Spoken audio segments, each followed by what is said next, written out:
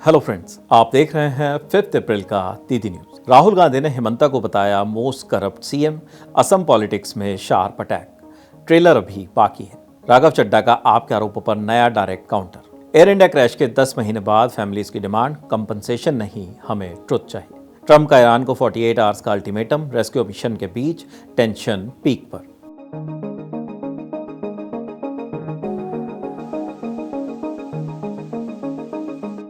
असम में पॉलिटिकल बयानबाजी अब तेज हो गई है। कांग्रेस लीडर राहुल गांधी ने असम सीएम हेमंत बिस्वा शर्मा पर बड़ा और शार्प अटैक कर दिया है।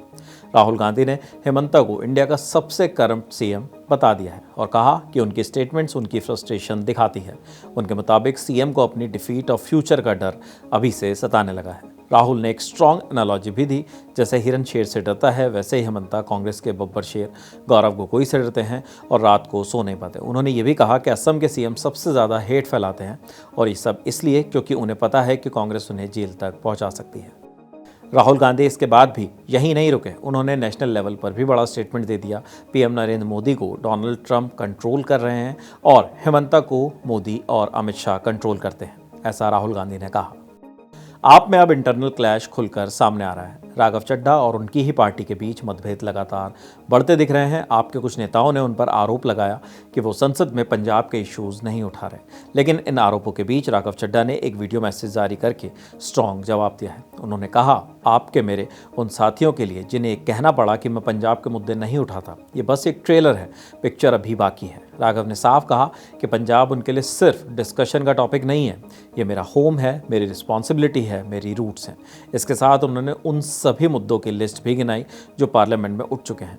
करतारपुर साहिब और ननकाना साहिब कॉरिडोर, पंजाब फार्मर्स के लिए एमएसपी डिमांड, कैंसर ट्रेन का मुद्दा हो या फिर दिल्ली समेत नॉर्थ इंडिया में एयर पॉल्यूशन जैसी सीरियस प्रॉब्लम्स। यानी साफ है, आरोपों के बीच अब राघव चड्ढा ने डायरेक्ट काउंटर कर दिया है और पॉलिटिकल हीट और बढ़ने वाली है।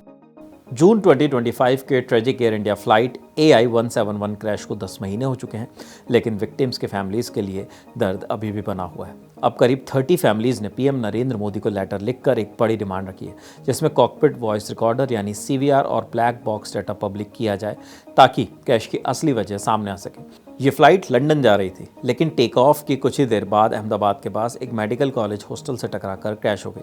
इस हादसे में 260 लोगों की मौत हुई थी। 241 पैसेंजर्स ऑन बोर्ड और 19 लोग ग्राउंड पर थे। फैमिलीज़ का साफ कहना है कि हमें कंपनसेशन नहीं चाहिए, हमें ट्रुथ चाहिए। उनका कहना है कि अगर डेटा पब्लिक नहीं किया जा सकता तो कम से कम विक्टिम्स की फैमिलीज़ के साथ प्राइवेटली शेयर किया जाए। द हिंदू से बात करते हुए एक पीड़ित पिता ने कहा, घर अब खाली लगता है, पैसा इस लॉस को रिप्लेस नहीं कर सकता। अब सवाल ये है, क्या सरकार इस डिमांड को मानेगी, क्योंकि फैमिलीज क्लोजर चाहती हैं और ट्रुथ अब भी हिडन है। मिडिल ईस्ट में सिचुएशन लगातार इंटेंस होती जा रही है। डोनाल्ड ट्रंप ने ईरान को सीधा 48 आवर्स का अल्टीमेटम दे दिया है। उन्होंने वार्निंग दी है कि अगर ईरान डील नहीं करता या कंडीशंस नहीं मानता तो all hell will run down, यानी सिचुएशन फुल स्केल कॉन्फ्लिक्ट में बदल सकती है। इसी टेंशन के बीच एक और बड़ी डेवलपमेंट सामने आई है। ईरान में गिराए गए यूएस फाइटर जेट F-15 के क्रू को लेकर हाई रिस्क रेस्क्यू मिशन चलाया गया। रिपोर्ट्स के मुताबिक यूएस स्पेशल फोर्सेज ने डेंजरस ऑपरेशन में एक फंसे हुए एयरमैन को सक्सेसफुली रेस्क्यू कर लिया। इस मिशन को यूएस हिस्ट्री के सबसे डेयरिंग ऑपरेशन में से एक बताया जा रहा है कि रेस्क्यू के दौरान हैवी फायरिंग हुई, हेलीकॉप्टर्स पर भी अटैक हुआ, लेकिन फिर भी मिशन सक्सेसफुल रहा और क्रू मेंबर्स सेफली बाहर निकाल लिया गया। ट्रंप ने खुद इस रेस्क्यू को बड़ा सक्सेस बताया और कहा, वी गॉट हिम। कुल मिलाकर एक तरफ अल्टीमेटम, दूसरी तरफ मिलिट्री एक्शन। क्लियर है कि यूएस वर्सेस ईरान कॉन्फ्लिक्ट अब अपने पीक पर पहुंच गया है और आने वाले दिनों में इसकी शांति पर फैसला होने की उम्मीद है। इंडिया पाकिस्तान टेंशन एक बार फिर हाई पर पहुंचती दिख रही है। ख्वाजा आसिफ ने बड़ा स्टेटमेंट देते हुए कहा है कि अगर इंडिया कोई फॉल्स फ्लैग ऑपरेशन करता है तो पाकिस्तान इसका जवाब कोलकाता तक स्ट्राइक करके देगा। उनका कहना है कि फ्यूचर कॉन्फ्लिक्ट अब सिर्फ बॉर्डर तक लिमिटेड नहीं रहेगा। हालांकि उन्होंने अपने क्लेम्स के सपोर्ट में कोई प्रूफ नहीं दिया। आसिफ ने यह भी आरोप लगाया कि इंडिया खुद ही किसी इंसिडेंट को स्टेज कर सकता है और फिर ब्लेम पाकिस्तान पर डाल सकता है, लेकिन यह भी बिना किसी एविडेंस के कहा गया है। इधर इंडिया की तरफ से भी स्ट्रांग वार्निंग दी गई है। राजनाथ सिंह ने साफ कहा कि अगर पाकिस्तान की तरफ से कोई मिसएडवेंचर हुआ तो इंडिया का जवाब अनप्रेसिडेंटेड होगा और डिसिसिव भी होगा। उन्होंने याद दिलाया कि पहलगाम टेरर अटैक के बाद इंडिया ने ऑपरेशन सिंदूर के जरिए टेरर कैंप्स और इंफ्रास्ट्रक्चर को डिस्ट्रॉय किया था। कुल मिलाकर दोनों देशों के बीच स्टेटमेंट्स का लेवल काफ़ी एग्रेसिव हो चुका है और ये साफ संकेत है कि रीजन में टेंशन अभी कम होने वाली नहीं नज़र आ रही। Former India batter Mohammad Kaif ने समीर रिजवी की आईपीएल 2026 में राइज की जमकर तारीफ की है। कैफ का कहना है कि रिजवी की सक्सेस इंडिया के स्ट्रॉन्ग डोमेस्टिक क्रिकेट सिस्टम का रिजल्ट है, जहां लगातार मैचेस खेलने से प्लेयर्स का कॉन्फिडेंस नेक्स्ट लेवल पर पहुंच जाता है। रिजवी ने फिर से प्रूव कर दिया है कि जब उन्होंने दिल्ली कैपिटल्स के लिए प्रेशर में 51 बॉल्स पर 90 रन ठोक दिए, तब इम्पैक्ट सब्स्टिट्यूट बनकर आए रिजवी ने मुंबई इंडियंस के खिलाफ गेम पूरी तरह से पलट दिया और टीम को 6 विकेट से जीत दिलाई, जिसके बाद रिजवी को लेकर हर तरफ चर्चा है। रणवीर सिंह की एक्शन फिल्म धुरंधर 2, जिसे आदित्य धर ने डायरेक्ट किया है, बॉक्स ऑफिस पर लिटरली रिकॉर्ड तोड़ रही है। फिल्म ने अपने 17th डे पर 25.65 करोड़ कलेक्ट कर लिए हैं, जिससे इंडिया नेट टोटल 985.02 करोड़ पहुंच गया है।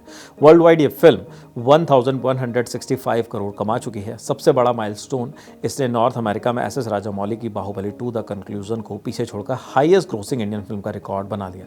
फिल्म के नंबर्स बिल्कुल क्रेजी फिगर में हैं। फिल्म ने वीक 1 में 674.17 करोड़ कमाए, वहीं वीक 2 में फिल्म 263.15 करोड़ के पास है। डे 11 पर फिल्म 68.10 करोड़ कमाकर पीक पर रही। आज बाबू जगजीवन राम की जयंती है, जिसे 5 अप्रैल को समता दिवस के रूप में सेलिब्रेट किया जाता है। बिहार के चंदवा गांव से निकलकर देश के डिप्टी पीएम बनने तक का उनका सफ़र प्योर स्ट्रगल और सोशल जस्टिस के लिए डेडिकेशन से भरा रहा। सबसे पावरफुल किस्सा उनके बचपन का है। स्कूल में कास्ट डिस्क्रिमिनेशन की वजह से उन्हें अलग बर्तन से पानी पीने को कहा जाता था, लेकिन बाबूजी ने ये इनजस्टिस एक्सेप्ट नहीं किया। उन्होंने गुस्से में वो अलग रखे घड़े तोड़े और यही मोमेंट सिस्टम बदलने की शुरुआत बना। बाद में उन्होंने बनारस हिंदू यूनिवर्सिटी और यूनिवर्सिटी ऑफ कलकत्ता से पढ़ाई की और महात्मा गांधी के मूवमेंट से जुड़कर इक्वलिटी के लिए आवाज़ उठाई। उनकी पूरी लाइफ एक मैसेज देती है, इक्वल राइट सिर्फ बात नहीं, फाइट करके हासिल किए जा सकते हैं। मुंशी प्रेमचंद की ईदगाह एक दिल छू लेने वाली कहानी है। छोटा सा हामिद मेले में खिलौनों की जगह अपनी दादी के लिए चिमटा खरीदता है। यही उसकी असली ईदी है। ये कहानी हमें सिखाती है कि सच्ची खुशी त्याग, प्यार और सपनों की फिक्र में होती है। इस किताब को हम अपने बच्चों के साथ पढ़ सकते हैं। आज के न्यूज़ बुलेटिन में फ़िलहाल इतना ही। देखते रहिए जिंदाबाद। Bye bye.